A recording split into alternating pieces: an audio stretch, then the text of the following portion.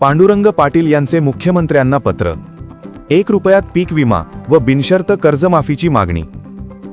महाराष्ट्राच्या अर्थसंकल्पीय अधिवेशनाच्या पार्श्वभूमीवर शेतकऱ्यांच्या विविध मागण्यांसाठी बुलढाणा जिल्ह्यातील संभाजी ब्रिगेडचे जिल्हाध्यक्ष आणि शेतकरी नेते पांडुरंग पाटील यांनी मुख्यमंत्री देवेंद्र फडणवीस यांना तहसील कार्यालयामार्फत निवेदन दिले आहे। शेतकऱ्यांच्या विदारक परिस्थितीची जाणीव करून देत अधिवेशनात शेतकऱ्यांसाठी ठोस निर्णय घेण्याची मागणी त्यांनी केली आहे। या निवेदनात 1 रुपयात पीक विमा योजना पुन्हा सुरू करणे, विना अट सरसकट कर्जमाफी करून 7/12 कोरा करणे, तसेच निलगाय आणि हरिण यांसारख्या वन्य प्राण्यांपासून शेतकऱ्यांचे संरक्षण करण्यासाठी उपाययोजना करण्याची मागणी करण्यात आली आहे। याशिवाय पीक विमा योजनेतील पेरणी न होणे, स्थानिक नैसर्गिक आपत्ती, मध्य हंगामातील प्रतिकूल परिस्थिती आणि काढणीनंतरचे नुकसान हे 4 ट्रिगर पुन्हा सुरू करावेत।